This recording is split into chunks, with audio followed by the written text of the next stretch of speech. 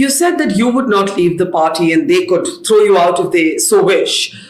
They did suspend you at one point, and it was for comments that you made about the Prime Minister, where you were talking, you used the word niche, and it was immediately conflated with the Prime Minister's caste.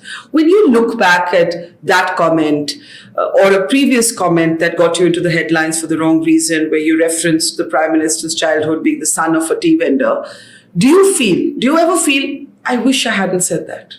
Je ne regrette rien. No regrets at all. I regret nothing. And it's because I think I have been very unfairly pilloried. It started with you, in fact. What did I do?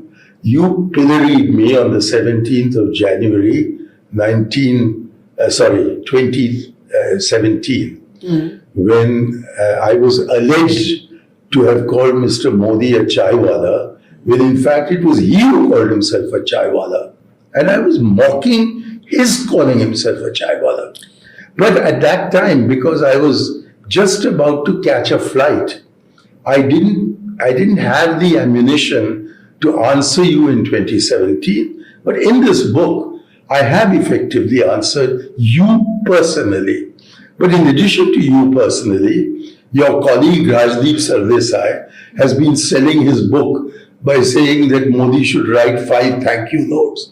And then he always raises a laugh when he says the last note should be to Shankar Aiyar.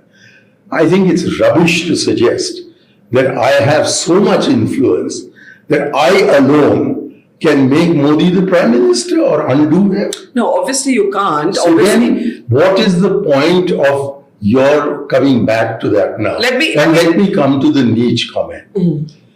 I said he's a low kind of person in English. That is to say, the English translation of niche kisam ka aadmi is a low kind of person. And Mr. Modi twisted that during an election campaign that was on at that time in Gujarat to claim that I had called him a low caste person. And without giving me the least opportunity to explain what I had said, the Congress party, in their desperation to win the Gujarat state election, thought that they could win it by suspending me. And when they suspended me, they sent me a show cause notice. And I kept wanting to answer the show cause notice. But the 3-member disciplinary committee, comprising Mr. A.K. Antony, Mr. Sushil Shinde, and Mr. Motilal Vora, separately and jointly asked me not to answer the thing because they were going to check with Rahul Gandhi what I should write in my answer to the show cause notice. And at that time, I was completely on my own and had been given no opportunity to explain myself. But then in August, in fact, August 20th, which is Rajiv Gandhi's birthday, I was told that I would be taken back into the Congress. I was. My suspension was removed. But that was in 2018. And 5 years later, I have no responsibilities given to me whatsoever in the Congress. My constituency, which I fought 7 times, has been handed over to the DMK. And I have never been asked to, or since then, I've never been asked to go on an election campaign. I have never been given any office in the Congress party. I'm not a member of parliament. So I'm as distanced as anyone can be from the party. But in my heart, I believe in the Nehruvian, Indira Gandhi, Rajiv Gandhi Congress. I don't believe in the Narasimha Rao Congress.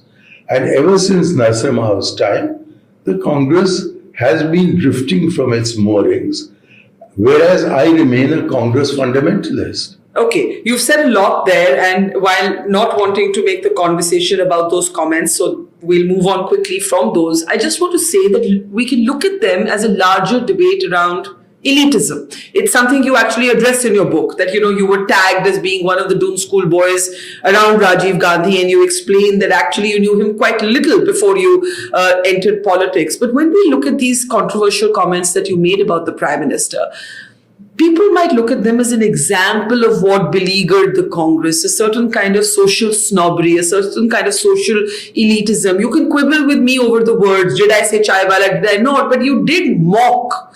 You did mock the Prime Minister for his roots. I mocked him for calling himself a chaiwala, which is not the same thing. I didn't mock the Prime Minister. I mocked his calling himself a chaiwala, but he played it and people believed him. And he played up his being an OBC, people believed him. He has been the Prime Minister for 9 years, whatever Shankar Aiyar may have said. Isn't it time he moved away from what happened then to what is happening now? What is happening now is symbolized by what's happening in Manipur. He should be addressing that. Does he? He accuses us of Tushtikaran.